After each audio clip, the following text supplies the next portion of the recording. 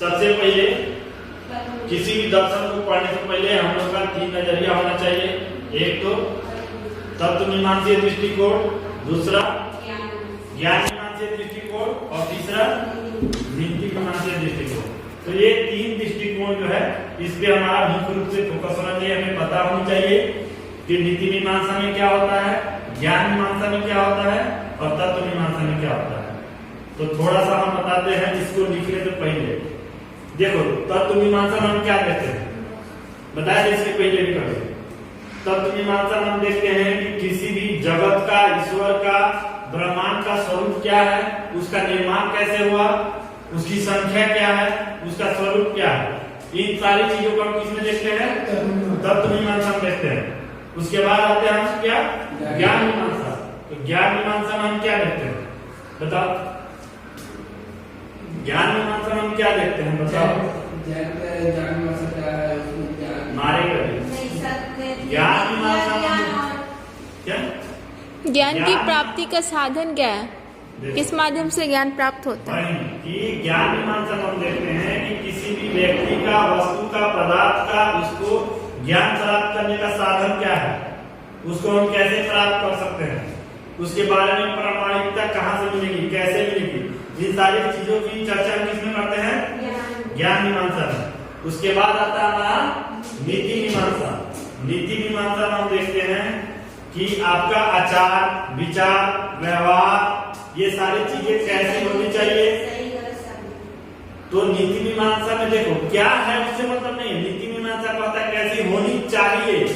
अरे समझो, तीसरा वर्ड चाहिए। आपका क्या है नैतिकता, आपका व्यवहार क्या है, आप क्या करते हो, उससे मतलब नहीं है। ये बोलता है कैसी होनी चाहिए। चाहिए कैसे इसमें ये बात करता है, मतलब आप अपने व्यवहार को ऐसे बनाना चाहिए। आपको अच्छा से बैठना चाहिए। क्लास में बैठे तो कॉन्शियस होकर बैठिए, चीजों को समझिए, बाहरी चीजों से मुक्त हो जाइए जब क्लास में बैठे तो। आ रहा समझ में। तो इन सारी चीजों को हम किसमें देखते हैं, नीति मीमांसा में। तो अब हम बात करेंगे कि जैन दर्शन का जो तत्व मीमांसा है इसमें किन किन बातों पे चर्चा की गई। तो तत्व मीमांसा में देखते हैं कि वस्तु की अवधारणा क्या है, वस्तु की अवधारणा, ठीक है, दिख रहा है। वस्तु की अवधारणा क्या है। अब इसमें देखेंगे कि हम वस्तु की अवधारणा में जो आ जाएंगे कुछ सेंटेंस जिसको हम देखेंगे, जैसे कि वाक्य आ जाएगा, द्रव्य आ जाएगा, गुण आ जाएगा। इसमें सबसे पहले हम देखेंगे कि सत्य क्या है या सत्य की अवधारणा क्या है। उसके बाद हम देखेंगे द्रव्य के बारे में। नेक्स्ट हम क्या देखेंगे, द्रव्य के बारे में। इसके बाद हम देखेंगे कि इसका गुण क्या है, इसकी गुण की अवधारणा क्या है, ठीक है। इसके बाद हम देखेंगे कि इसका पर्याय क्या है, इसका पर्याय क्या है। नेक्स्ट देखेंगे कि जीव जो है, जिस जीव को मानता है जैन, उसकी क्या अवधारणा। और एक चीज हम बता दें यहाँ पे कि जो आत्मा है, जिसको हम बोल रहे हैं कि आत्मा को जैन नकारता है, उसी आत्मा को जैन जो है वो जीव मानता है, जीव को आत्मा के रूप में मानता है।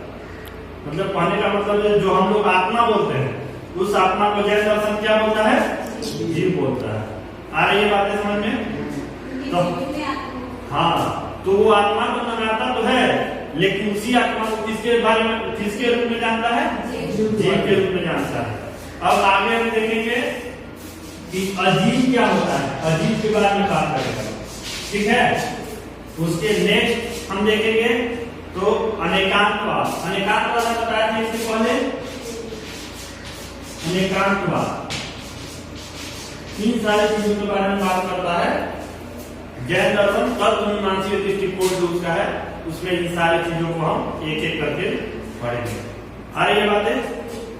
नेक्स्ट हम देखते हैं ज्ञान मीमांसा। ज्ञान मीमांसा में आता है स्यादवाद।